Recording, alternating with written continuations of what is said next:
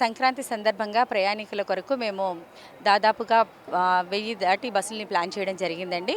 ఆ 1000 బస్సుల్ని కూడా మేము అనుకున్నాం కానీ అంతకంటే ఎక్కువగానే పెట్టడం జరిగింది. మాకు శుక్రవారం మధ్యాహ్నం 1 గంట నుంచి పిల్లలకి సెలవులు ఇచ్చారు. ఆ క్షణం నుంచి కూడా ట్రాఫిక్ విపరీతంగా పెరిగిందండి.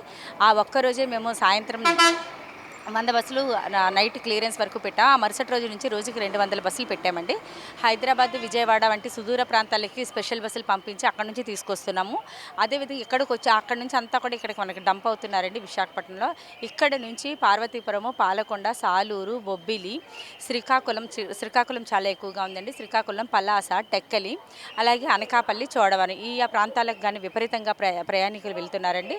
వాళ్ళందరికీ ఎప్పటికప్పుడు మేము క్లియరెన్స్ ఇస్తున్నామండి. అన్ని రూట్లలో కూడా ప్రతి 5 నిమిషాలకు ఒక బస్సు జనాలు ఇట్లా రాగానే మేము అలా బస్సు పెట్టే పరిస్థితి ఏర్పాటు చేసుకున్నామండి. అన్ని బస్సులని కూడా స్పెషల్స్ రోజుకి 200 పెట్టి క్లియర్ చేస్తున్నాము. కాంప్లెక్స్లో కూడా ఎక్కడ ట్రాఫిక్ రద్దీ అయిపోయి బస్సులు ఆగిపోయే పరిస్థితి లేకుండా మొత్తం ఆ చివరి నుంచి చివరి వరకు కూడా 50 మంది సిబ్బంది 24 గంటలు అందుబాటులో పెట్టుకున్నాము. వాళ్ళతో వెంటనే ట్రాఫిక్ నియంత్రణ అనేది చేస్తున్నామని.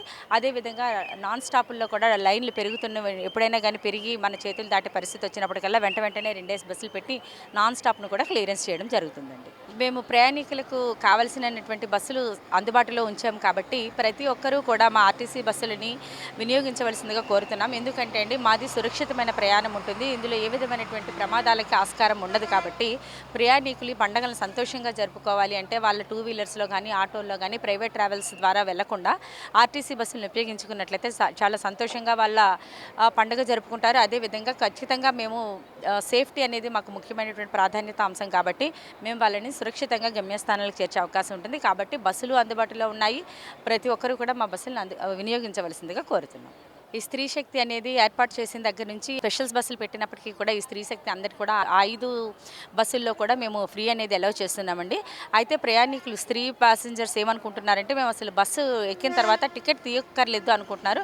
అలా కాదండి, ఆ ఫ్రీ టికెట్ అనేది కూడా తీసుకోవాల్సి ఉంటుంది. కండక్టర్కి ఎక్కడికి వెళ్ళాలి అనేది చెబితే కండక్టర్ ఒక టికెట్ ఇస్తారు. అందులో వీళ్ళు అమౌంట్ ఏం పే చేయక్కర్లేదు కానీ వాళ్ళ ట్రావెల్కి సంబంధించి ఆ టికెట్ అనేది ఉండాలి. ఎందుకంటే స్క్వాడ్ చెక్ చేసే అవకాశం ఉంటుందండి. స్క్వాడ్ చెక్ చేసినప్పుడు ఖచ్చితంగా ఈ ఫ్రీ టికెట్ అనేది వాళ్ళకి చూపించాలి. లేని పక్షంలో వాళ్ళకి ఫైన్ పడే అవకాశం ఉంటుంది. కాబట్టి ఖచ్చితంగా ప్రతి స్త్రీ ప్యాసింజర్ కూడా గమనించాల్సింది ఏంటంటే ట్రావెల్కి అయితే వాళ్ళు రుసుము ఏ విధంగానూ చెల్లించక్కర్లేదు కానీ టికెట్ మాత్రం తీసుకోవాల్సిన అవసరం అయితే ఉందండి.